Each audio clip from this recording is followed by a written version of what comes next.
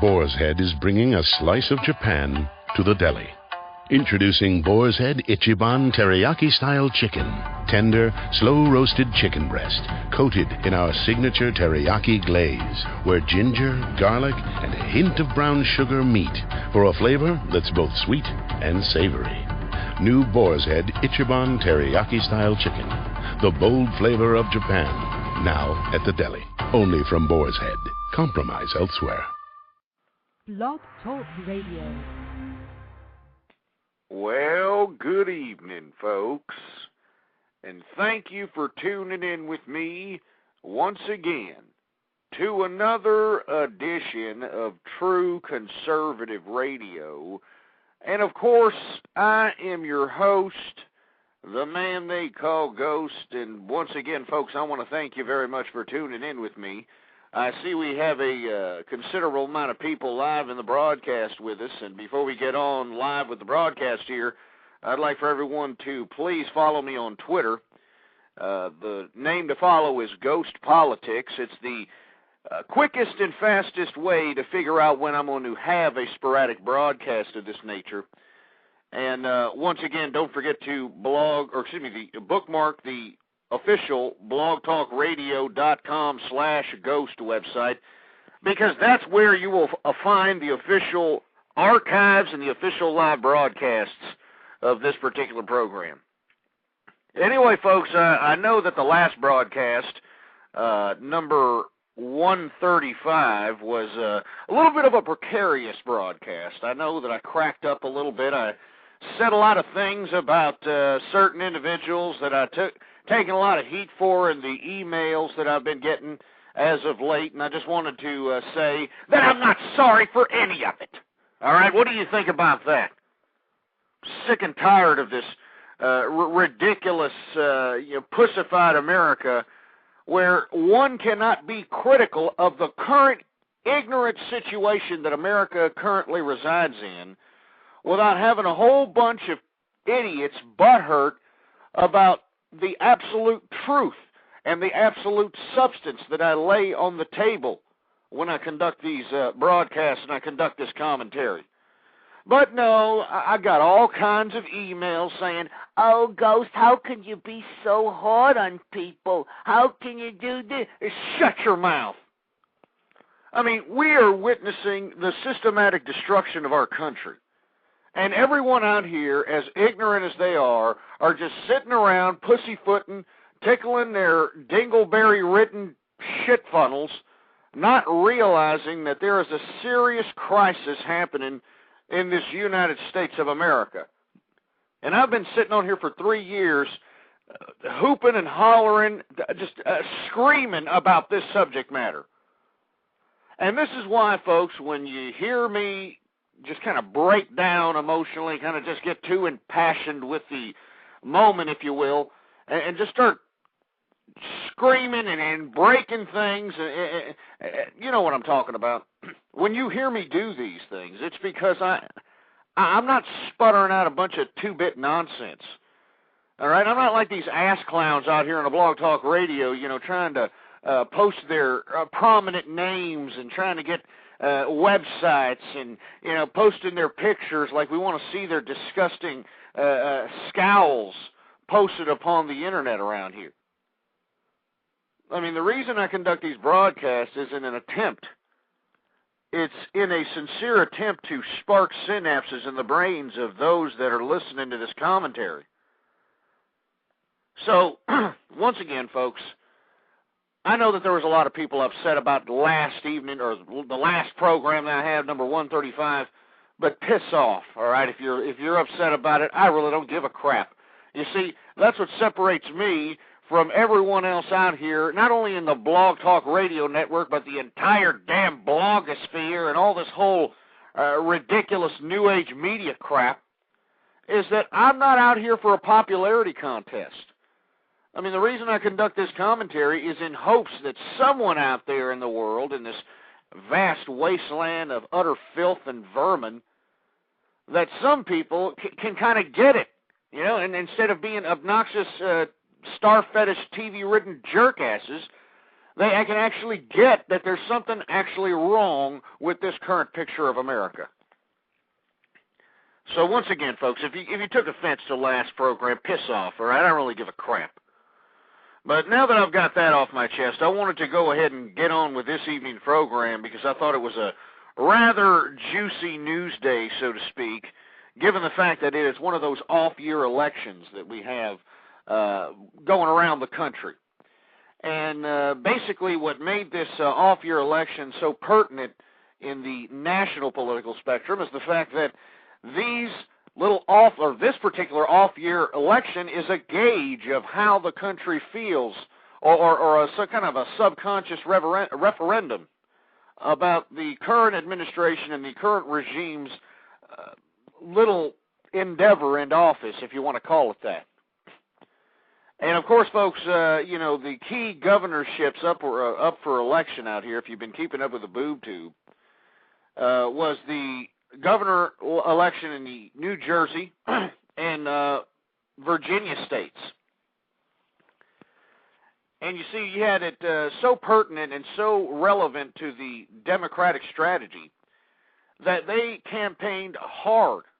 I mean, they were out there on their knees trying to do the whole grassroots campaign, the whole Obama, yes we can type of rhetoric that, kind of won them the White House and won them the Senate and the House last time. But this time, we are witnessing America, as stupid as America is, folks, as ridiculous and pathetic and as ignorant and as fat and as gluttonous and star-fetished as America is.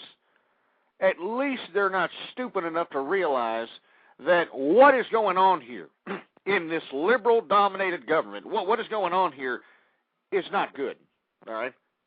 I mean, I guess it doesn't take a brain scientist to figure that out. And what happened in these these gubernatorial races in Virginia and New Jersey, well, the Republicans basically swept up and dominated those gubernatorial races. That's right. You had big-time millionaire Corzine over there, the incumbent. This guy, he's Daddy Warbucks over here. He's got more money than he has sense. I don't know how many millions of dollars he spent on the New Jersey governor's races when it only pays like what? I don't know, $90,000 a year or something like that. I mean, who gives a crap what it pays? But once again, it kind of makes you wonder where one's priorities are when they're running for public office and spending so much of their own money to attain this bureaucratic power. And, of course, folks, I'm not living in New Jersey. I'm not a person that would ever even grace the territory of that pissing ground, with all due respect to my New Jersey people that are listening in. But obviously, whatever Corzine was doing and all the bureaucratic nonsense that he was doing, and it was foul enough to have New Jersey completely oust this individual, even after hypnotizing them with bombardments of different advertising strategies and, the whole campaign mirage that this Corzine was putting up. And, of course, we had Virginia, the Republicans taking over in Virginia out here, and they now have a Republican governor in Virginia. And basically the crux of that particular campaign was the fact that, I don't know, I hate to use a phrase that a slimy, scumbag, liberal icon said at one time, but I'm going to have to quote James Q. Ball Carville when he said it's the economy stupid, because that's exactly what the governor, or now governor, the Republican governor of Virginia, campaigned on. He campaigned on the idea that it's about the economy stupid. We need jobs, some kind of substance, even though it remains to be seen if he can actually implement on those promises. But once again, this just kind of gauges the consciousness of, or the conscience of America, that they already gave liberalism a try. They gave them complete domination of the entire government, the entire Senate, Congress, executive branches, and they've done absolutely nothing. If you want to really, truly interpret this in its true fashion, Barack Obama, if you were a true liberal that hated George W. Bush and thought that George W. Bush was the great Satan or something of that nature, well, obviously you come to agree, unless you are sipping on the Kool-Aid, that Obama is George W. Bush on steroids. All right, I'm talking about those, Kentucky Derby horse racer steroids they pump in those damn thoroughbreds so they can make them go 150 miles an hour or whatever the crap it is. You understand that no change has happened within this liberal regime's tenure? And even the dumb American public are starting to realize that. All right? I mean, I'm sure the American public, as stupid as they are, as star-fetished as they are, because they're more worried about the latest Adam Lambert CD than they are worried about their own government, their own freedoms, their own liberties, that even they are starting to realize that, we sip the little change and yes, we can Kool-Aid a little bit here, and it hasn't given me jack crap unless you are on the low end of the economic spectrum. And what I mean by the low end, I'm talking about Octomom or these dish rag whores who shit out 8 kids from 8 different fathers, and they're single, and they're collecting all kinds of government entitlements. I'm talking about if you're one of these imbecilic lowlives out here that are trying to manipulate the bureaucratic system of government and trying to obtain as many entitlements from that bureaucratic system as possible. These are the individuals that cashed out, if you want to call it cashed out. But they kind of cashed out because the liberal regime threw these people a bone. They increased their little food card subsidies. They increased all kinds of new government entitlements that they can get now. These poor people now can get free cell phones, free broadband, free everything. I mean, energy assistance, housing voucher programs, the works. So if you happen to be on the low end of the socioeconomic spectrum in America, yeah, I guess you cashed out, if you want to call it that. You've reduced yourself to nothing more than a peasant, which in my view is below slavery. But I guess, if you want to call it cashing out, I guess you cashed out. But who else cashed out? Who really cashed out here in America under this liberal regime, under this yes we can, under this change mantra? Well, the Wall Street and the banking executives that are going to give themselves these humongous bonuses so they can go out and get Lamborghinis, so they can go out and get the latest Bentley and the latest Rolls-Royce Phantoms out here.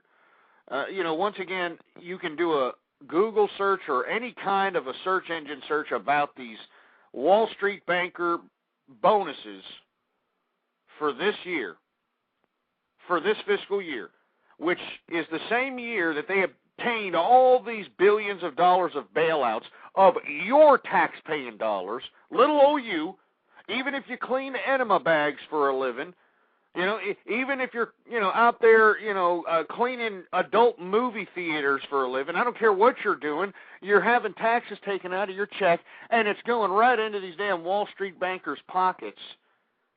And guess who's allowing it to happen? Oh, yes, we can change. Oh, the liberal regime, the men and women of the people, right? Oh, yeah, the men and women of the people are the ones that are allowing the same scumbags that they claim are such bad people. This is what really disgusts me about what this kind of class struggle, this class warfare that this liberal regime is implementing on here. Okay, and then I'm just going to make this point. We're going to move on to other subject matters in the news here. But what I really don't appreciate about these liberals is that they are trying to utilize these Wall Street scumbags, which I hate, as a matter of fact. I think that I wish there was a bureaucratic system of government that was elected by the people here that came to a consensus that these Wall Street bastards that are going to have a great Christmas this year on our tax-paying dime have to pay us back, all right? Have to pay us back with interest for giving them that great lifestyle during this great recession that everyone else has to weather the storm of, except these Wall Street bankers that happen to be in the pockets, or excuse me, happen to be in the campaign contribution bank accounts of the liberal regime. And what the liberals are doing is they're giving them open rate on the American tax-paying system. All right? I mean, these Wall Street bankers got billions, hundreds of billions of dollars of the American tax-paying dollar. Thanks to the liberal regime. You can't blame anybody else for this. This liberal regime has complete and total control. And they can't even get a health care bill passed. And we're going to get to that in a minute.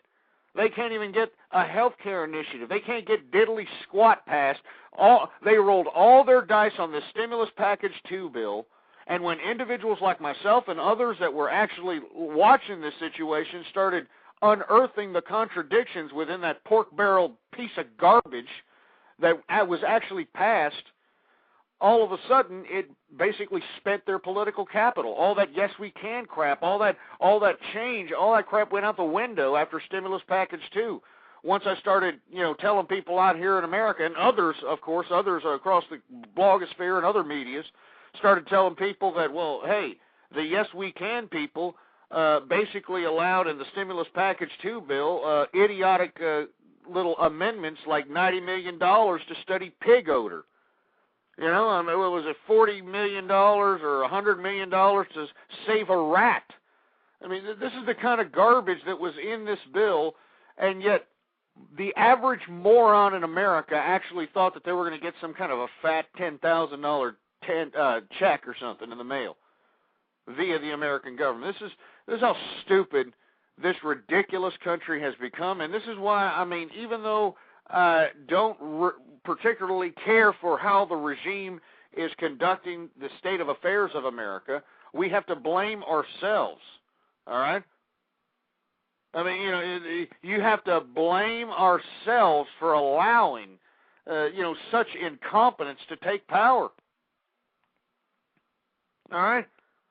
I mean, such incompetence to take power, and we just allow it. We're just sitting back, huh? We're like, oh, okay, you know what we're going to do? I'll tell you what we're going to do. We're going to sit back in front of our TV sets, and then we're going to go, and we're going to just gobble up buckets of fried, what's the new trend now, fried butter? Oh, yeah, we'll get whole kinds of buckets of fried butter, kick back and watch some kind of a star fetish show, some kind of an American Idol, some kind of a Dancing with the Stars, some kind of, circle jerk nonsense that I need to make my life have some sort of significance. Even though I have an obligation to the American people and to my children to conduct myself in this political process, I'm not going to do it. I'm going to sit here and I'm going to play with my cheese-ridden ball sack, and I'm going to watch American Idol.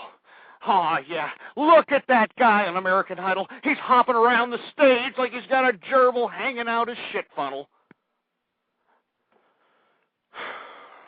That's what we're doing, folks. We've got complete incompetence. Not only complete incompetence, but blatant hypocrisy, all right? I mean, where are all you dumbass, yes we can, change idiots that were shoving your stupid propaganda in our faces back during the election time? And I know that you folks had one in every family, and come in the holidays, Thanksgiving and Christmas, if you happen to see them, give them a good slap to the mouth and say, hey, what happened? Huh? Where's the change? Huh? Where's the yes we can at, you stupid milky liquor? What happened? And I'll tell you right now, they're not going to be mouthy, and if they are mouthy, and if they are trying to take the side of this ridiculous regime, it's because they sold their souls to this crap. I mean, they were one of those hyper-fanatics. They were one of those idiots that were carrying around that ridiculous picture of Obama painted in different colors as if he was Mao Zedong or some crap. These were the morons out here. Now look at them. Now that the liberal regime has entire control of this bureaucratic system of government, all they're doing is ruining it. And, you know, this is a bittersweet victory for the, or for those that are not particularly happy with the political scene in America. This Republican victory in this off-year election, which is a gauge to the 2010 election. Because, you know, a couple of Republican governors got elected, you know, big deal. I mean, who cares? It's not like the Republicans have any other solution either. And this is why I'm telling all you folks, just because the opposition or interpreted opposition in American politics is Republican doesn't mean you have to vote for these morons. I don't hear anything coming out of the Republican Party, just nothing but a bunch of hot air. A bunch of idiots out here that are just bumbling over their own tongues, not knowing what they're moderate, whether they're liberal, whether they're conservative. They don't know what they are in the Republican Party. That's why I dropped them like a damn bad habit. So, once again, this bittersweet victory, because it's a victory in a sense that it is a referendum on all this yes we can crap. This off-year election basically shows these Virginia and the New Jersey gubernatorial races are a definite gauge of how this American country is interpreting the liberal regime and their legislation, or their attempt at legislation. It's ridiculous. And we don't approve, and I'm glad we don't approve, but God damn it, all you people need to realize that you got to get some substance to back up your opposition. You can't just put back the Republican Party. We got to have some substance. We got to know the end goal. We got to have some sort of a plan out here. Somebody has to provide some sort of foundation, some sort of a solution. I tell you, the Democrats and the liberals, they have a solution. Socialism. That's their damn solution. And I don't want to have nothing to do with it. I'm a free enterprise capitalist, and I'm proud of it. For all you damn leftists that are just life losers that decided that all you wanted to do was be lazy, just jerk asses who just sit on your ass and smoke pot all day like old in liberal California, well, then get the hell out of here and go to France or some crap. We don't want you anyway. I'm sick of this leftist crap. Sick of it. I mean, aren't you sick of this crap? You see, this liberal regime is the same people that are giving the bankers and the Wall Street executives these big bonuses. They're the ones giving it to them. It's out of our tax-paying dollars. They are giving it to them. Okay? And these were the people that were men and women of the people, right? And this is what the liberals are going to do right before the 2010 elections. They're going to justify this big bonus pig out that Wall Street and the banking institutions are having right now. They're going to use that as a ploy to initiate ridiculous socialistic legislation. Mark my word. Mark my word, folks. These same Wall Street executives that they're going to demonize here in the next couple of months, now that this election is a gauge of what the American conscience is looking towards politically out here. They're going to use this Wall Street pig out, this bailout, this bonus pig out that you hear so much about on the American media. And the Democrats are going to say, well, you see, this is why we have to cap executive pay. This is why we have to cap how much people make in their lifetime. This is why we have to make a cap on how much people can earn for a living per year. I'm telling you this right now, folks. I mean, it's the complete and utter implementation of class warfare, and it's ridiculous. How can you people stand for this crap without having some sort of a clue, you idiots? I mean, slap yourself. You know, do me a favor. All you fat jelly-ass morons that are hobbling down on your goddamn pork skins and guzzling down buckets of cheese, I want you to get up off your fat jelly ass and go to the nearest mirror right now. Look at yourself between your fat jelly beady eyes. Slap yourself in that disgusting mug of yours and say, I need to wake up. I need to wake up for myself, I need to wake up for my children, and I need to wake up for America. You need to look at yourself in that mirror and say, I have an obligation to conduct myself in this political process. And if I don't, then I'm nothing more than a peasant. I'm nothing more than a minuscule, imbecilic, mindless jerkass that probably should be institutionalized because, I'm too lazy. I don't want to do the political thing. It causes me so much stress. Look at yourself in the mirror, damn it. And ask yourself, do you believe in freedom? Do you believe in liberty? Do you care about America? Do you even care about yourself? Do you have any kind of self-worth, any kind of integrity? Or are you just some peasant that wants your handout so you can just have just enough to live?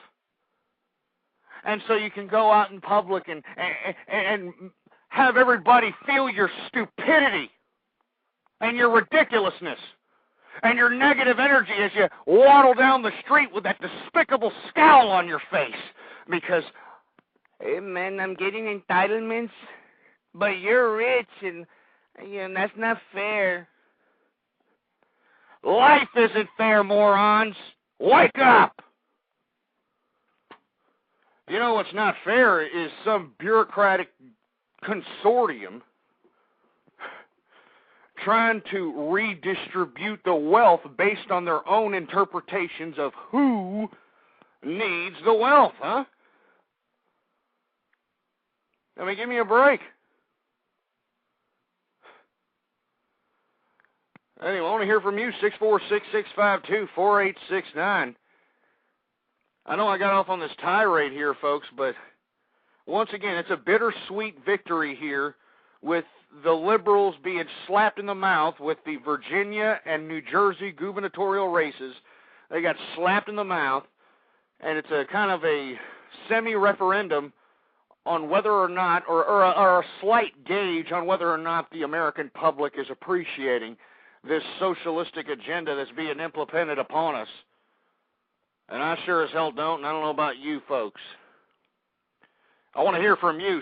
646-652-4869 is the number to call here. Once again, the liberals do take a backhand, though, because they thought they were so confident. You know, I mean, even going into this ridiculous debate of health care, they were so confident that they were just going to come in and, this summer they said, by the end of the summer, we're going to have a health care reform bill on the table and signed, ready to go out to the American public. And then, that deadline turned into, by Thanksgiving, or by Halloween, and then they just started extending it and extending it and extending it. Like we were just a bunch of idiots, like worried about a test or something. Like we're a bunch of dumbass, hard-legged college kids worrying about a test so it won't eat into our drinking time or something. This is a serious matter. You're trying to initiate health care reform when in disguise, or when in actuality, you're trying to implement some sort of makeshift socialistic garbage. And everyone knows it. All right? Well, at least everyone with any kind of rational thought knows it. But anyway, folks, once again, this was an off-year election, and not only were there, certain congressional and maybe certain gubernatorial races across the country, but we also had a lot of states voting on a lot of particular issues, a lot of particular subject matters that pertain to states. Like out here in my home state of Texas, we had 11 amendments to add to the Texas Constitution. One of which I'm particularly happy with, and that's the eminent domain law that the federal government has implemented upon all states. They've implemented in both the legislative branch and the judicial by Supreme Court. I forgot the ruling offhand, but the Supreme Court ruled in favor of the federally mandated eminent domain law that allows private or public works or businesses to take over your property, no questions asked. I mean, this is really serious matter here. This means that under this federal mandate, that the federal government has the authority to take over your privately held property if it deems fit for public purposes or private purposes. That means not just if they're going to build over your damn house to build a high school or a park or something. This means if some private entity comes in and influences the federal government to come in and say, hey, look, we want this patch of land out here because we want to, build whatever it is, shopping malls or golf courses or whatever the hell it is, some kind of private institution. And this is kind of hogwash. I mean, I understood that occasionally there was going to be certain isolated incidences where the government would have to obtain land from private holders, but not only would they allow sufficient amount of time, but they would provide sufficient amount of compensation.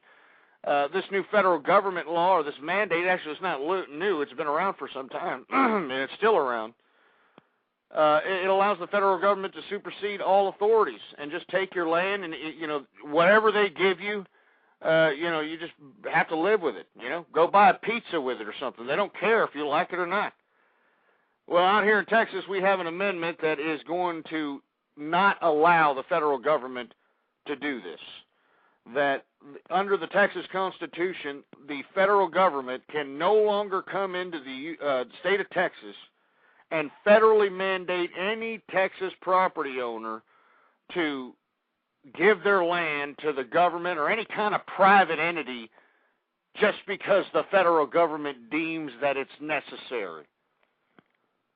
And I think that's a great amendment to the Texas Constitution, but not to get off of my own home state here, I wanted to catch wind of this one amendment that was put in. I mean, I don't know if it was an amendment, but it was a vote on whether or not, whether or not gay marriage was going to be legal in the state of Maine.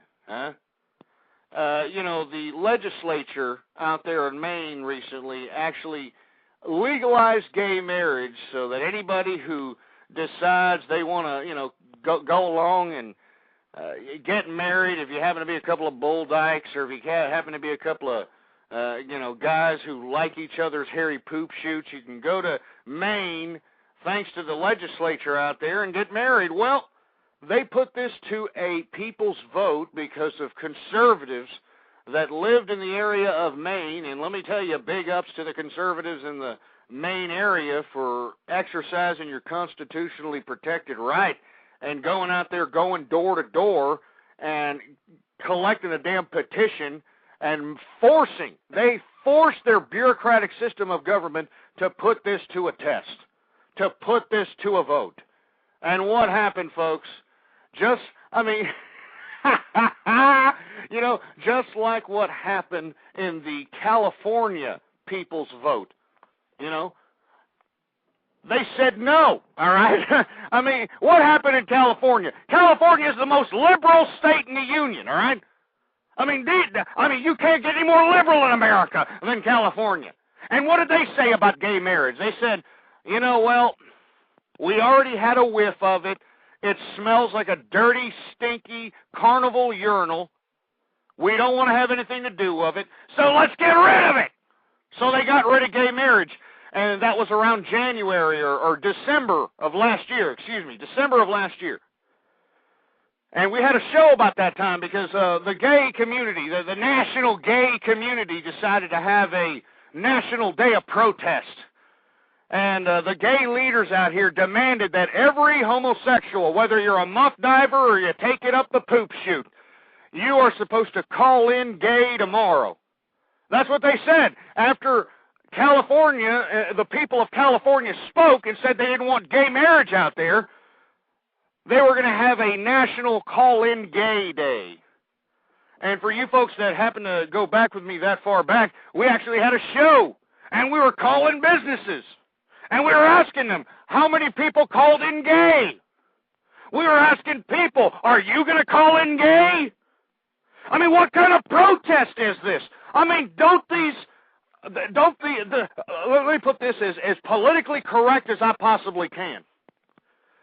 Doesn't this demographic of people understand that it's the people's vote in California, just like it's the people's vote in Maine?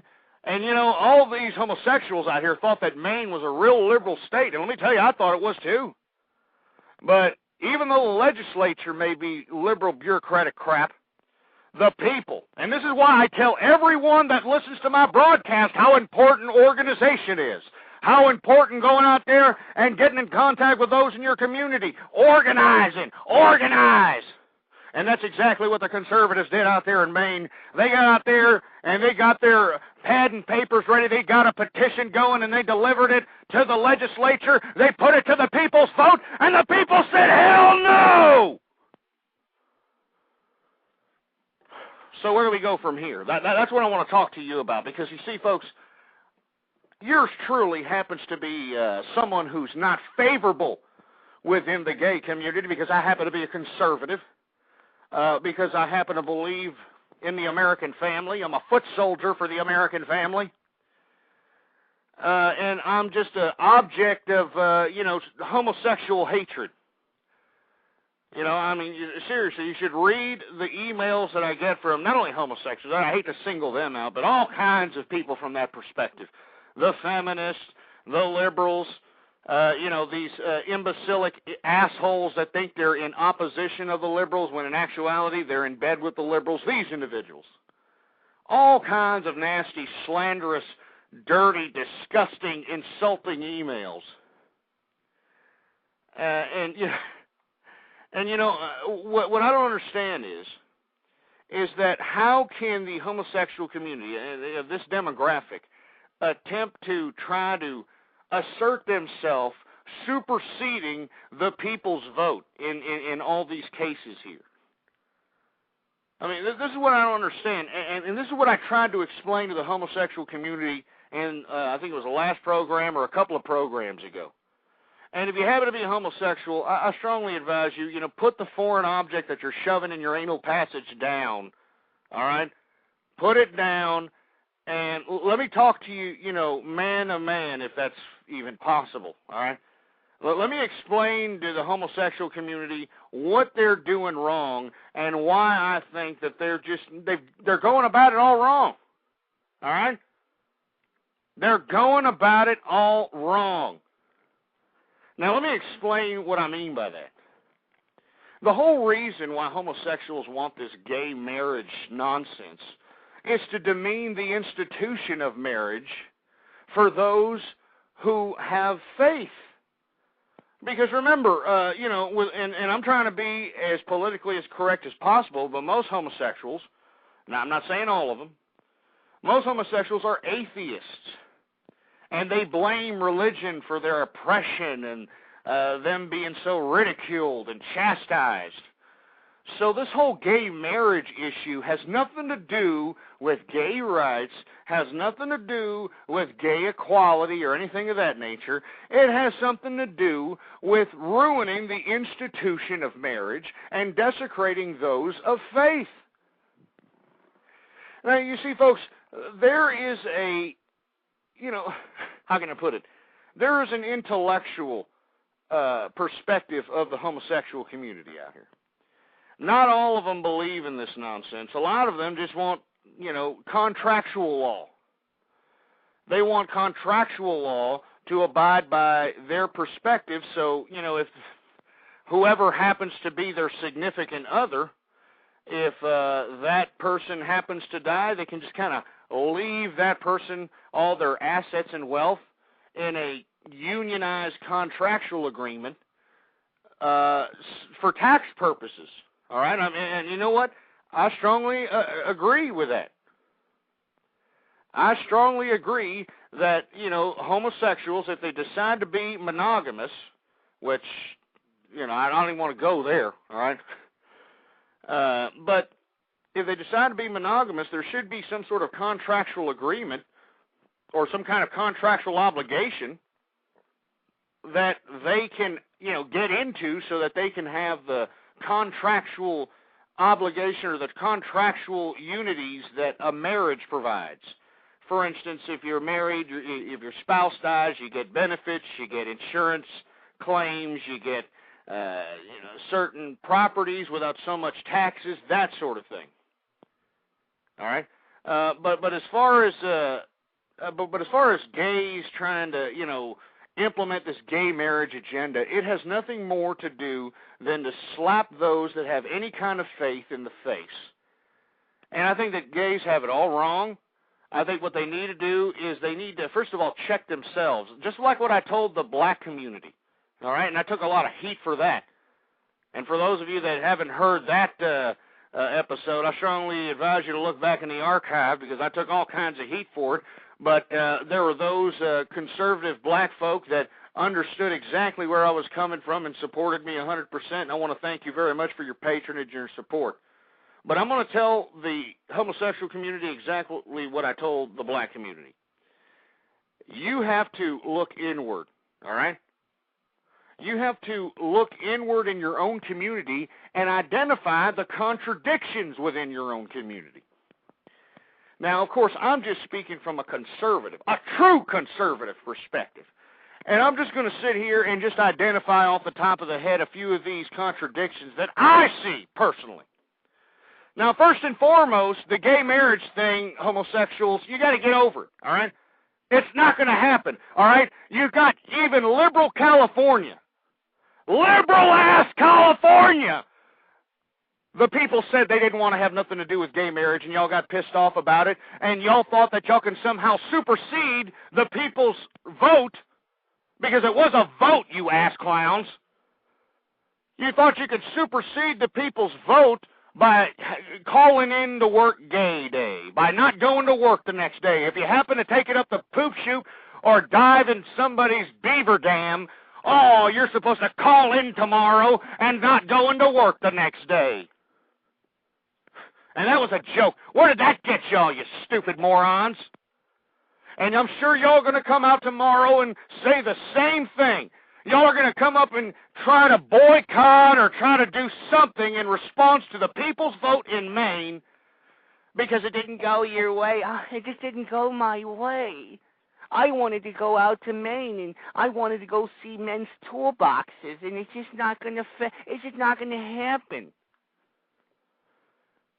Look, now I know I'm getting off on a tirade here, but let me get back to my point, all right? And I'm talking to the homosexual community.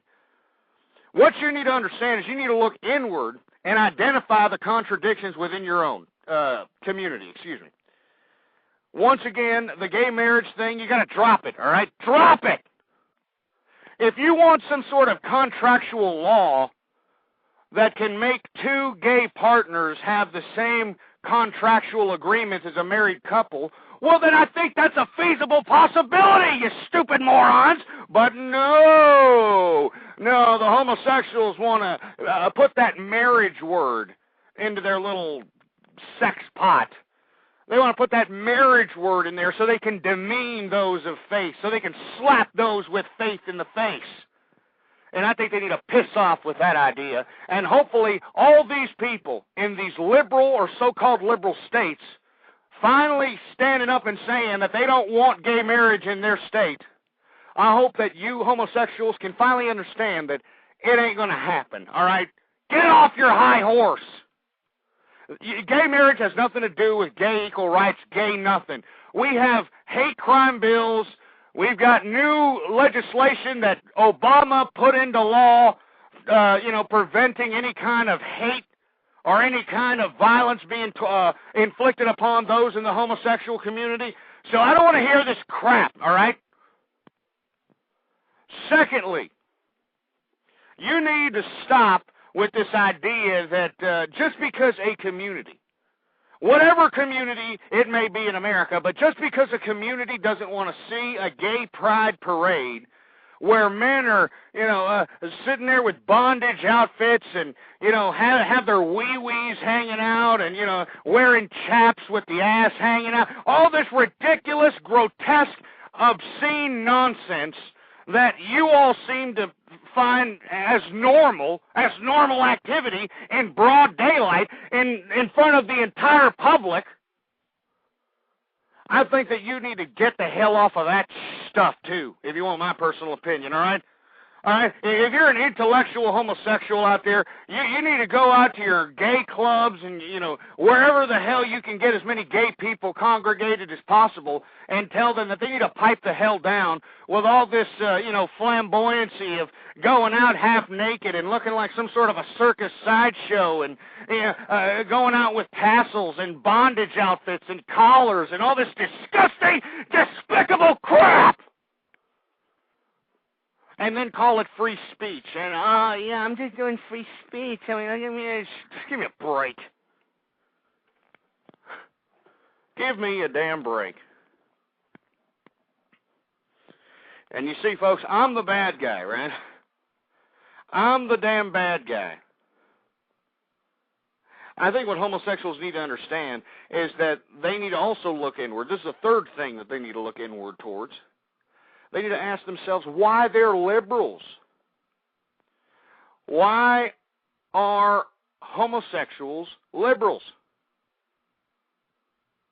Because do you understand that they have done nothing for the homosexual community other than throw them a couple of legislation bills with the words homosexual on it?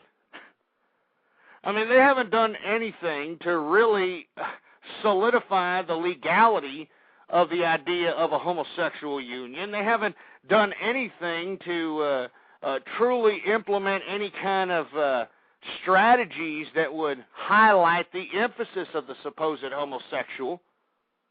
So why are you all liberal? I mean, once again, you are no different than the other bamboozled morons in America. And I'm extending my hand, I'm extending my hand with some gloves to a homosexual out there. Look, I'd like for you to, instead of, hyper-sensationalizing yourself with all this ridiculous nonsense of, I want a gay marriage, and I want this, and I want... What you need to understand is that you are paying, all right, your taxes because you're single, you have no children. So homosexuals are the most taxed group besides single individuals on the face of this side of the planet. And why they are allowing the liberals to continue to spend and continue to raise taxes when it's going to eat into their gay clubbing drinking time and their drinking money. It's going to eat into their little drag show makeup money. It's going to eat into all that nonsense because Obama and the liberals want to take care of a whole bunch of breeders, huh? Oh, yeah, breeders. Oh, yeah, I know that. And for all you folks that don't understand what I'm talking about, that's what the homosexual community calls regular American people who procreate the natural way. They call us breeders. You would think that given the fact that they have their whole idealism and their whole ideology out on paper, why don't they live it in actuality? They're not happy with breeders. They don't like women who shit out kids. As a matter of fact, most homosexuals don't like kids at all, and, I can't blame them. All right, I mean, it's your right to do so. But what I'm saying to you is that how can you sit here and be so hyped up on these ridiculous issues that are going to get your community nowhere, all right? It's going to get your community nowhere. This whole gay marriage crap and all, it's going to get your community nowhere. So why don't you just try to understand that the only thing that you can have is to have taxes lowered upon you. You're never going to get gay marriage, and communities in America are not going to accept openly, bondage outfit men and women out in regular American streets and calling it a parade.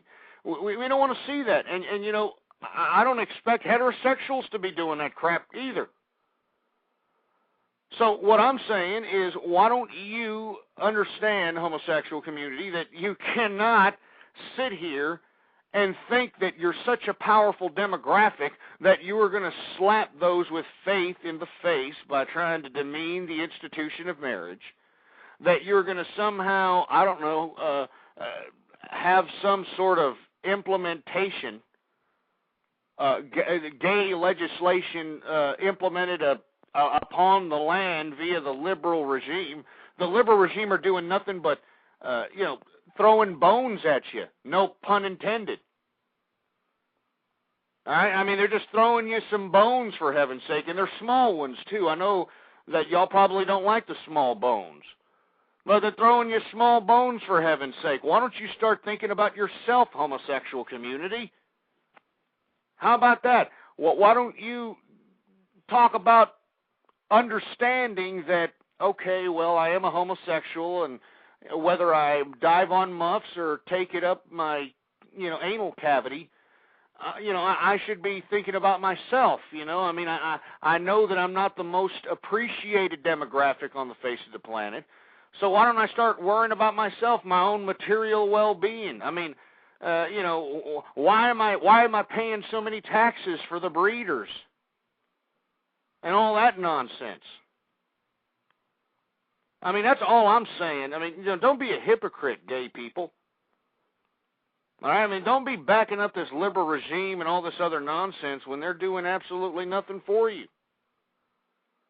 All right? I mean, and stop with the hyper-sensationalistic issues that are going to get you nowhere. All right? I mean, just understand. I mean, it's going to get you nowhere. Put down the Barbra Streisand movies and start listening to what I'm telling you, fruit bowls. It's not going to get you anywhere. What you need to understand is that what you do in the privacy of your home is your own business. All right? If you want to have sexual gay orgies in your house with gerbils and chihuahuas, I don't really give a crap, just as long as there's shades and no one can see inside the freaky scene there. But once you start going out here and, trying to demean institutions of marriage, once you start going out and, dancing around in tassels and bondage outfits and collars and calling it gay parades, that's when you lose substance and you lose credibility amongst the general American populace that you want to accept you so badly. So think about that. Chew on that. No pun intended there, gay community. Anyway, 646-652-4869. We are speaking about Maine repealing the gay marriage law, and it was a people's vote, folks. A people's vote. I mean, the legislature tried to, be little, fruit bowls about it and tried to pass this gay marriage thing without the people even knowing about it. Once the people caught wind of it, they decided to go out and petition. And this is why it's very important for all you folks that literally want to make an impact in the political spectrum out here in America. You need to go out and organize. You need to go out and obtain as many people as you possibly can, email addresses and phone numbers, and organize.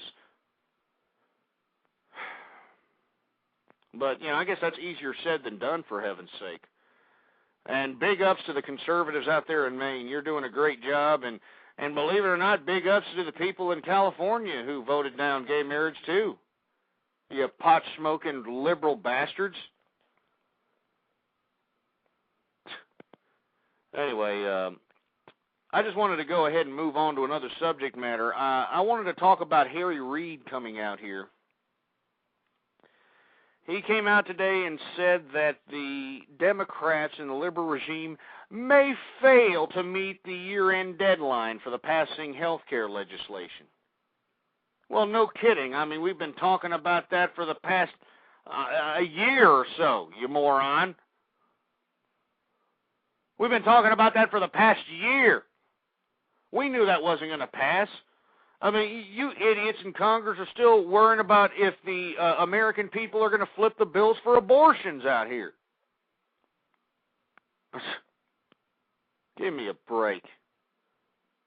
I mean, I don't want to get on a healthcare trip. I just wanted to say that, for all you liberals out there that are like, oh, yeah, I want a public option. I want it. I love it. You're not going to get it, you stupid morons. All right, you're not going to get it. Your Democrats can't even come together on a single issue when it comes to little amendments to this ridiculous health care reform bill. And it's not going to get passed, you morons. And this is going to defeat, Barack Hussein Obama, our president, has already been rendered impotent, unfortunately, by a whole bunch of variety of different factors. We talk about many of them on this program. But this health care reform bill, if it does not pass, if anything does not pass health reform related, lame duck president time. Lame duck president time. That's all there is to it. He can do nothing. He's just sitting around. You know, he can continue going to baseball games and basketball games and making speeches and, doing photo ops in front of dead bodies coming in from Afghanistan. But that's about it. Anyway, I want to go on to other things in the news. North Korea, once again, it's flexing its stupid muscles or its little muscles or whatever you want to call it. That stupid little Kim, Kim Jong-il, he's out here talking again that he's going to expand his arsenal of atomic bombs because he wants direct talks with the United States once again. He wants another American dignitary to come down to North Korea so that Kim Jong-il can look like such a badass in front of his people, He'll show off his Korean, Johnson in front of the people and say, oh, yeah, I bought Bill Clinton over here, and not only bring Bill Clinton over here, I want to bring Barack Obama over here. I want to bring Barack Obama over here, motherfucker. And now that, obviously these direct talks that North Korea is so insistent upon, as opposed to multilateral talks, which the United States is so insistent upon, North Korea is going at it once again, and saying, hey, we're going to go ahead and expand our atomic arsenal. We're going to continue on with our atomic bombs and all this other nonsense. Hey, you know what, North Korea, piss off, all right? I mean, I'm sick and tired of hearing of this pissing ground North Korea. North Korea ain't jack, all right? I mean, its own people are so afraid. They're just waiting for something to happen so that they can, take up their pitchforks and their rakes or whatever they're allowed to have in North Korea and start stabbing these communists that have been holding them in bondage up their ass pipes with these foreign objects because they cannot stand the communist government. All right, they cannot stand Kim Jong-il. They cannot stand this ridiculous garbage. So that's all there is to it, all right? Kim Jong-il, little Kim, all right? Go stick that up your ass with a couple of chopsticks, you dim-sum, Don King hair having, think you're cool with your sunglasses looking 4'10" and $110. Soaking wet looking chicken eating corn boy trash. Put that in your pipe and smoke it there, little Kim from North Korea. Sick and tired of seeing that stupid buffoon. Anyway, 646-652-4869. We're going to go ahead and take some callers here. 740, you're on the air. Hey, what's up, Ghost? It's Tony in Ohio, man. Hey, what's going on, man? Nothing much, man. Just listening in. I thought maybe I'd call in and slightly disagree with you for once and see if I can get away with it without you killing me. All right, well, what are you disagreeing on? All right, well, I figure we build enough rapport at this point. I'm pretty conservative, so maybe you'll hear me out here.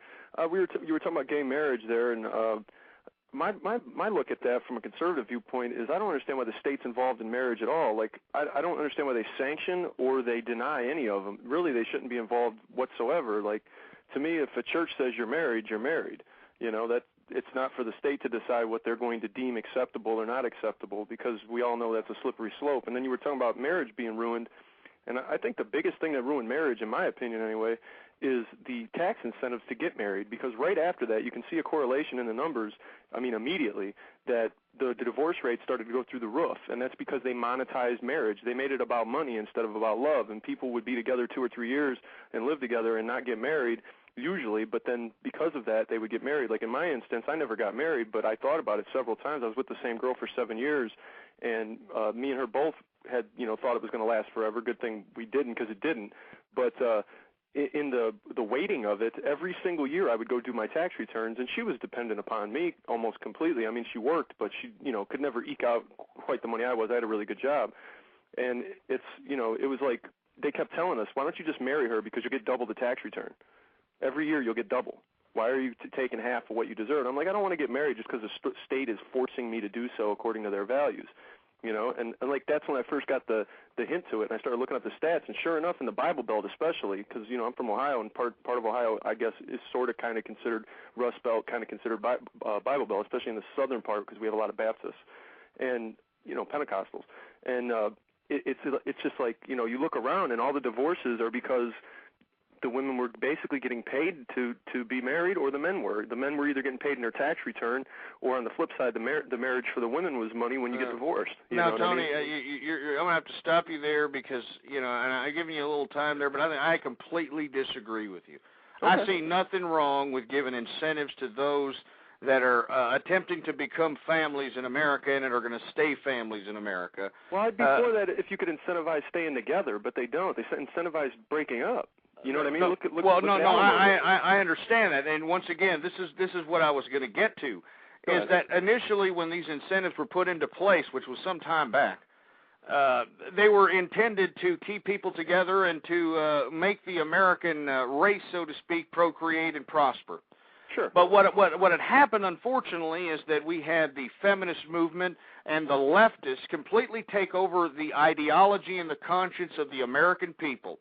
And they elected these idiots into power, and they took over every bureaucratic process of not only government, but entertainment and media industries also. Mm-hmm. And it is the idea that we are equating woman liberation with octomoms. We're equating woman liberation with women going out and having about 7 or 8 different divorces. We're equating woman liberation from hopping from penis to penis to penis, this social acceptance of having multiple partners and multiple children from multiple different partners. All this nonsense is contributing to the factor of the demise of marriage. And now where this crept up with the incentive to get divorced is when the liberals and feminists took over the bureaucratic system and made it and encouraged it via the entitlement system to allow these octomom maniacs to profit off of making babies on their own. I'm with you. I'm with you on that. And this is what I'm saying. It has nothing to do with allowing married people to get a certain tax incentive. As a matter of fact, I think married people should get tax incentives because they bear a lot of burden of all kinds of economic situations, especially those that have children. Those who have children, a lot of their economic revenue is taken through taxes, and they should be able to get their taxes back through these incentives. But let me give you my situation again. I was with her for 7 years. She was completely dependent on me. How come you're stiffing me on my money then? It seems to me I paid those taxes. I should get that return. She's dependent upon me. That's all it really dictates. And yet I didn't have a piece of paper to say we were married. And the state's kind of like forcing you into marriage financially, and that's why we have the exploding divorce rate. No, they're not forcing you in the marriage financially. They're not forcing you, but they're giving you incentive to do something that is against. Like as a conservative, I just think that government shouldn't get involved in much of anything. And when they do, they always have these incentives that seem good on the surface, but then later on we find out are bad and have an unintended consequence. And this is like one of them to me because, like, if I would have married her, I would have had to gone through a divorce and lost half my stuff when she cheated on me. I agree, Tony. Hey, I agree with you. And I understand why you didn't get married. And frankly, you're rather smart for not getting married. But once again, this is a conflict of legislations here. This is a conflict of programs. I mean, we had one program where we initiated, tax incentives to allow families to prosper in America and to reduce their tax burden so that they can have more open economic resources to spend on their children and their families. But at the same time, we have a bureaucratic system of government and the judicial branch and legislative branch and now the executive branch that are taken over by liberals and feminists. The education system has been taken over by liberals and feminists. And as a result, they have initiated these biased legislations and laws and all this other nonsense that now allows the women to be rewarded if they decide to get divorced, not only by the incentive of getting 50-50 of whatever the assets are between the marriage, not only getting the kids 90% of the time, even if they're prostitutes, and if they cheated or, you know, if they did some kind of philanderous, disgusting, despicable nonsense, right. They also get child support, they get the entitlement systems. I mean, it becomes a money-making racket for these bimbos out here. And this is what's destroyed the family there, Tony. It has nothing to do with the legislation of tax incentives for married people. Well, I think we agree mostly. I mean, like what you're saying, I agree with. I just also see that giving financial incentives for marriage, I think, is a bad idea. And the only reason I say that is because we don't need incentive to procreate. We do plenty of that on our own. You know what I mean? So it's like it was intended well, but all it did really was to give people incentive to get married for reasons other than love. And when you do that, any other reason than love, you're going to have a lot more divorces. And now, like, we have the highest divorce rates in the country in the Bible Belt. That makes no sense. You don't think that has nothing to do with the kind of culture we're embracing? Yeah, this but in the Bible hip-hop Belt, that isn't nonsense? the culture. That isn't the culture in the Bible Belt, though. In the Bible Belt, it's not at all the culture, but they have the highest I divorce disagree with you. I mean, out there in Ohio, you have a whole bunch of stupid rappers coming out of there. I mean, that little subculture influences suburban America. You're talking inner cities and suburbs, but I mean, like, that's not the vast majority of the country. Only like 4 or 5% of our land is occupied by suburbs, and you know that's where 80% of the population lives. I agree. So if you're talking in persons, yes, probably. Yeah, but liberal slanted, yeah. But once again, you know, the hip hop culture has already superseded the country music genre, and country music had been the dominant genre for I don't know how many years. Now it's superseded that. Not to say that, you know, country music should have been the cultural foundation of America. It was good though. but not hip hop culture, and it is, you know, spread throughout not only the inner cities but into suburban and rural cultures. And as a result, this is another thing that has corroded the moral integrity of not only men and women, but it has embraced an idealism of embracing entitlement receiving and embracing some sort of project living lifestyle and embracing poverty and that sort of thing. So, I mean, there's a lot of factors on why the American family are destroyed. Also, we also have the hip-hop culture now turning our women into just blatant prostitutes. They used to be subliminal prostitutes. Now it's just blatant, because you've got Beyonce Knowles and Britney Spears and, you know, all these other bimbos saying that, you know, this ass could be yours if the price is right. I mean, I think that these are all contributing factors to the downfall of marriage. I mean, don't get me wrong. I don't agree. I don't disagree. Yeah, and I'm kind of for marriage tax incentives. I wouldn't call them entitlements. I would call them tax incentives because we all pay a certain amount of taxes. And if you happen to be a married couple that's going to take on the responsibility as becoming one contractually, that means that you have to pay a lot more taxes combining incomes.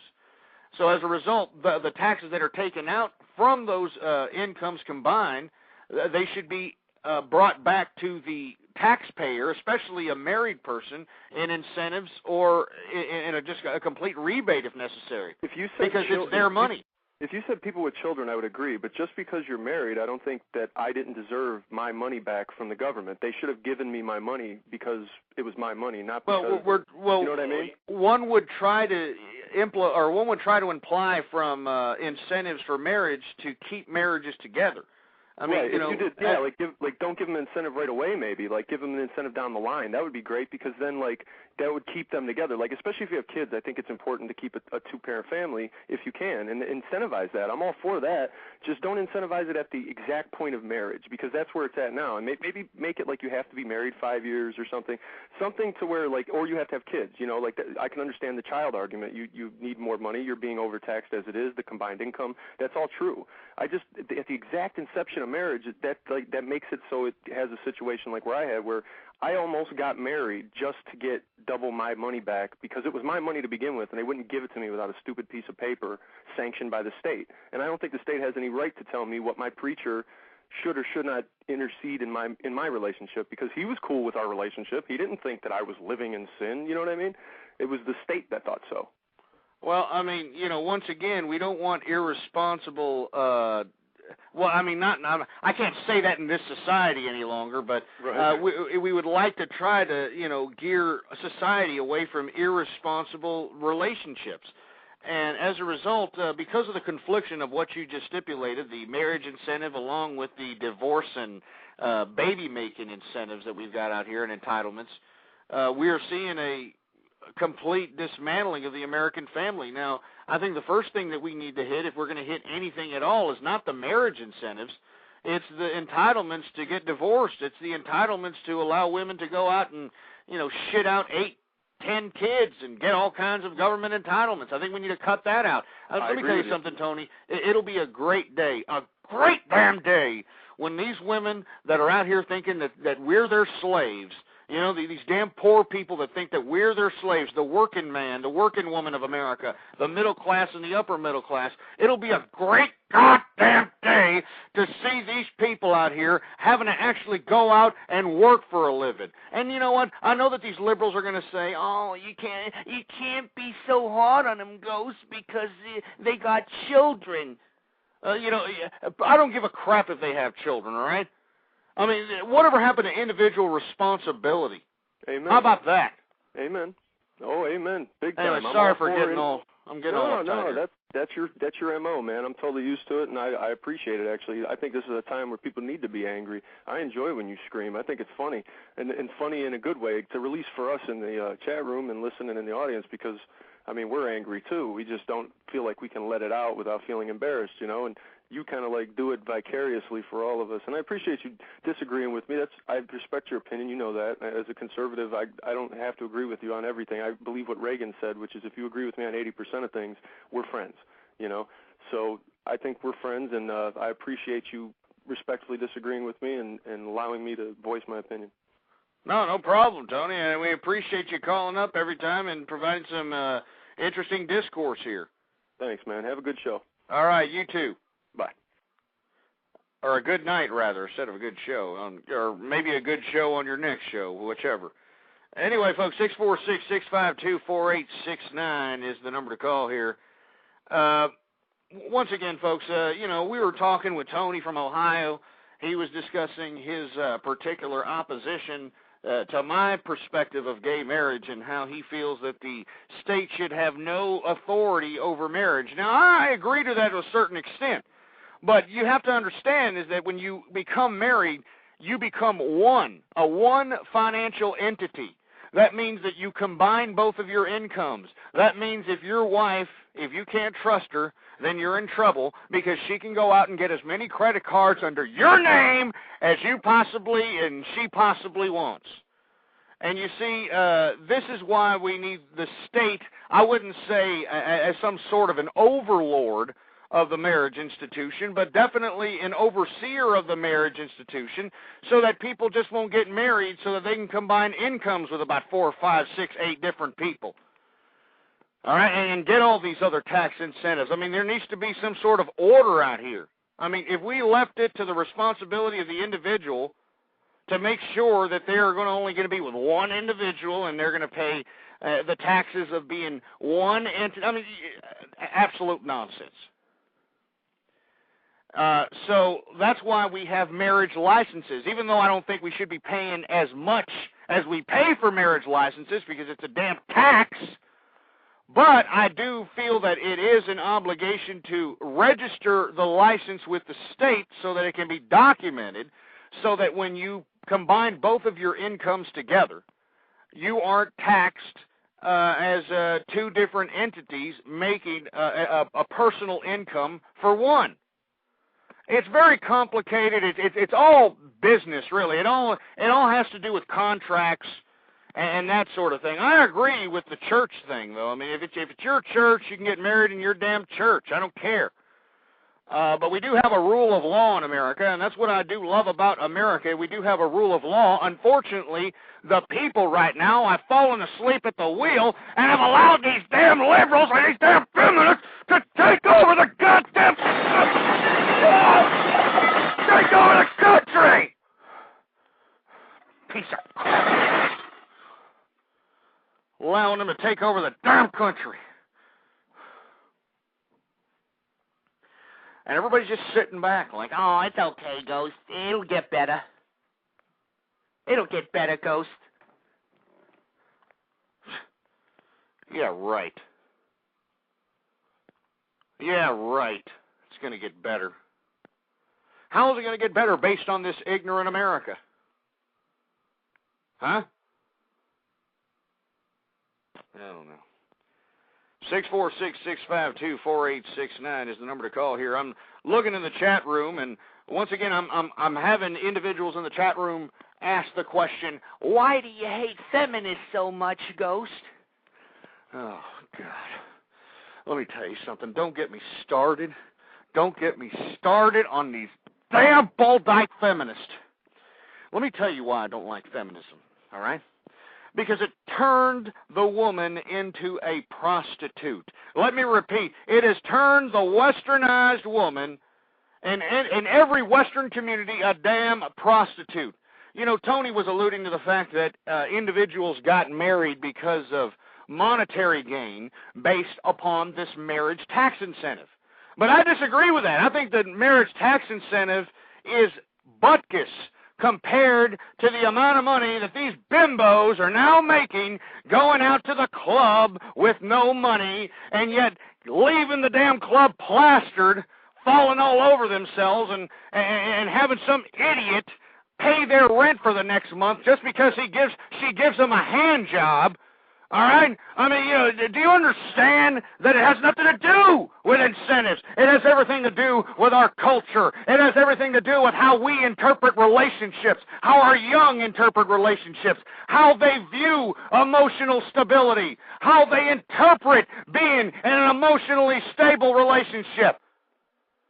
Do you understand that relationship is about sacrifice? It's about staying together through thick and thin, and these damn pussy-whipped, self-indulgent, gluttonous assholes out here in America don't understand anything about it.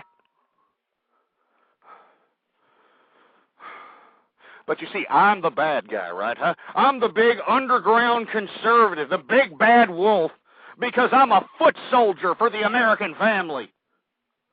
Well, that's crap. I'm telling you, it's going to be a great damn day in America, folks. A great damn day in America when the conservative movement rises again. And I'm talking about the true conservative movement, not Sarah Palin. And lo and behold, we've got some Sarah Palin goons about to release another book about the infamous mouthpiece of the now conservative movement, Sarah Eskimo Bimbo Palin. You see, that's feminism right there. You want to talk about feminism? You want to know why I hate feminism? Sarah Palin, that's a good example of where feminism has just gone completely berserk. And she's a goddamn mouthpiece for conservatism now. Can anybody believe this crap? This stupid Eskimo bimbo who couldn't stop her daughter from spreading her legs from some idiot who worked a hockey stick kind of well. Huh? Oh, yeah. She's claiming that she's such a conservative, right? Oh, I'm Sarah Palin. I'm so conservative. And look at my husband. Oh, yeah, me and him hunt moose for a living. Oh, yeah. Shut your mouth! You know what, in my opinion, this is my opinion, folks, just by observing her, just by reading about her, just by learning about her history, in my opinion, Sarah Palin is your typical American bimbo that got through life because she looks cute, because she's a little flirtatious and she knows how to kiss the right ass, or do something else on the other way around, if you want my personal opinion. But she's just one of these bimbos that got to where she was at because of her looks and her little cutesy way of getting across. And that's the feminist movement. Because when she started talking to that ferret, that rodent, Katie Couric, you know, Katie Couric had that interview with Sarah Palin, and she sounded ridiculous. She sounded stupid. Are you kidding me? This is a broad that is a ridiculous Dunsky. She's a pathetic excuse of an American woman that is her age. I mean, she was stumbling over her own tongue. She didn't even know what the hell the bills that were being initiated in the damn Senate and the Congress were about, for Christ's sake. We all remember that stupid little phrase. It's all about job creation. Yeah, that's what I'll say. That's what the American people say. I mean, she didn't even have enough talking points to BS herself through the damn interview. That's how ignorant this stupid Eskimo bimbo was. And now this Eskimo bimbo is the damn conservative mouthpiece? She's the damn conservative mouthpiece? I mean, I didn't get the goddamn memo. I didn't get the email. I didn't get the fax, for heaven's sake. I mean, it made me sick, folks. I mean, you don't understand. It burned an ulcer in my intestines to look at the Republican convention this past presidential campaign and to see these groveling Republicans, these old prostate-infected windbags that used to be conservatives, that used to have conservative principles. They were out there on TV praising teen pregnancy. Oh, yeah, they were praising how teen pregnancy is beautiful. And, oh, look, Bristol Palin, oh, look at her, she's so beautiful with Levi Johnson, the all-American Alaskan playgirl hick, huh? Oh, yeah, that was just such a conservative moment. And you've got these ignorant people, these mindless numbskulls, going back on their conservative principles, going back on their conservative ideology, and praising this stupid bimbo. They're praising her. They're putting her on a damn pedestal, and I can't believe it.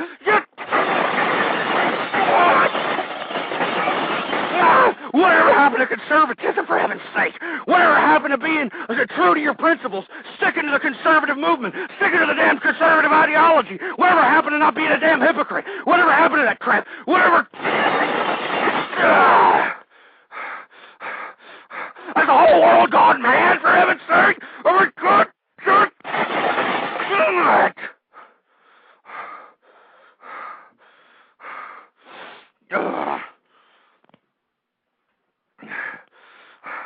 I mean, is there anybody listening out there? Is there anybody even giving two rats' asses out there? I don't think so, folks. I don't think anybody's listening out there. I think everybody's eating fried butter. You know what I mean? Guzzling down buckets of cheese. Watching old episodes of Golden Girls or whatever their stupid, dumb, syndicated little show is that they beat off to at this time of night. And they're not giving a crap about anything. They're not giving a crap about nothing. And I know I'm breathing hard, folks. And I know I'm breathing heavy. And let me tell you something. Like I said before, if I have a damn coronary right now, I don't care. I don't care. Hopefully that'll spark some synapses in your brains for you people that are just listening like mindless numbskulls. I mean, what do you do when you have an obligation to your country, to your children, to those that haven't been born yet? And yet you sit back and you're just continuously gluttonous and you see all these news reports, you listen to my broadcast, and I expose after exposure after expose each hypocritical and each contradiction that is within the American political system, that is within the liberal regime, and yet you all insist on continuing on playing with the charade. That's why sometimes I'm jaded. I'm jaded. just thinking about, all the years that I put into the show, all the wear and tear I put on my body, on my vocal cords, on my heart, on my intestines. For what? So that individuals out here can say, oh, look, I wish I could think those things. It's just frustrating, folks. It's frustrating. Anyway, I think I might cut this show short here. Once again, I don't know when I'm going to conduct another broadcast, so please, it'd be in your best interest to bookmark the webpage at blogtalkradio.com/ghost. And the best way to figure out when I'm going to conduct another broadcast live, so that you can be here live in the broadcast in the chat room, please follow me on Twitter. All right? And that's twitter.com/ghostpolitics. All one word, no underscores. Ghost Politics is it's the damn web address there. I mean, look, I know that there's individuals here in the chat room saying, oh, come on, Ghost, you can't end it now. You can't end it now. I mean, I'm jaded, for heaven's sake, I mean, this damn America is like an emotional vampire. It's sucking the life out of me. I mean, don't you idiots understand that it hurts to wake up every morning? I mean, that's a frequent phrase that I continuously say upon this program. It hurts to wake up every morning because I cannot stand seeing the despicable faces, the ungrateful ass clowns that walk America, that are sitting here bitching and moaning, complaining. Oh, I'm poor. I need more food stamps. I need more of this. I need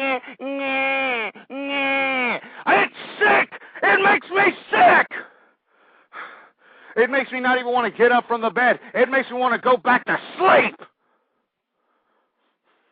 And I have just tried. I've tried and I've tried and I've freaking tried. I have tried to come up on here to conduct commentary in hopes of inspiring some people to go out there and stand up for their damn government. To inspire some people to go out there and take some damn responsibility as the American person for Christ's sake. But instead, I'm the subject matter of ridicule. Instead, people spread slanderous lies and personal insults at yours truly. I've got people emailing the Blog Talk Radio Network up, people who advertise for this program up, and saying that I'm a big, bad, underground conservative, that I'm some big, bad wolf, that I'm dangerous. I mean, that's what they're actually telling the Blog Talk Radio Network and these sponsors. They're saying that I'm dangerous. Let me tell you what's dangerous. This damn liberal regime is dangerous. All right? The ignorance of the American people are dangerous right now. And this is why I continue to do these broadcasts. I repeat, I will not go quietly in that good night. And I am expecting all of you that are true conservatives, that understand that we are in a precarious time in history, and it is no time for you to sit on the sidelines. It is no time for you to sit on the sidelines. It is time for you to get on the front lines and start getting political, and start getting political now. Failure to do so is basically like throwing your children into wood chippers. All right? Visualize that a little bit. Anyway, folks, we got 2 minutes left in the program. I want to thank everybody for tuning in with me once again. And I know that I've cut this show short.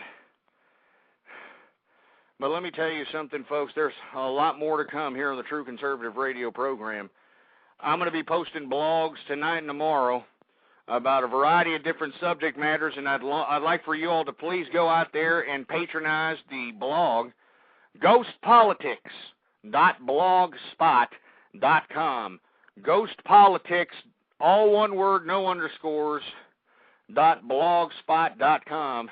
And folks, if you want to support the True Conservative Radio program, if you appreciate the commentary and you want to continue to see this program on the air without the leftists, the liberals, and the bulldyke feminists taking us off the air, well, folks, please patronize the advertisers. All right, patronize anyone who's advertising for the True Conservative Radio program.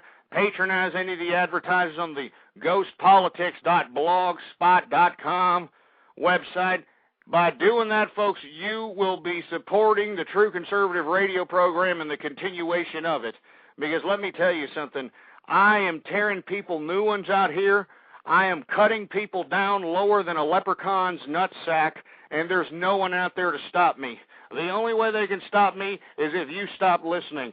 So don't let these damn liberals and these feminists try to censor me, try to stop me, and try to stop us. So I strongly advise you folks, please spread the word about the True Conservative Radio program. blogtalkradio.com/ghost is the official website, and please follow me on Twitter, twitter.com/ghostpolitics. Spread the word, folks. No joke, all right? This is a word-of-mouth program, and I need for you to spread the word. Anyway, thank you very much for tuning in with me. Once again, patronize the damn advertisers. Patronize the sponsors, folks. It's a freaking click, you cheap, silly bastards. Don't be a cheap bastard. Support the True Conservative Radio program and continue to sustain true conservative commentary on the Internet. All right? Ghost Politics. All right? ghostpolitics.blogspot.com. Long live the true conservative movement, and death to feminism. Boar's Head is bringing a slice of Japan to the deli. Introducing Boar's Head Ichiban Teriyaki-style chicken. Tender, slow-roasted chicken breast, coated in our signature teriyaki glaze, where ginger, garlic, and a hint of brown sugar meet for a flavor that's both sweet and savory. New Boar's Head Ichiban Teriyaki-style chicken. The bold flavor of Japan. Now at the deli. Only from Boar's Head. Compromise elsewhere.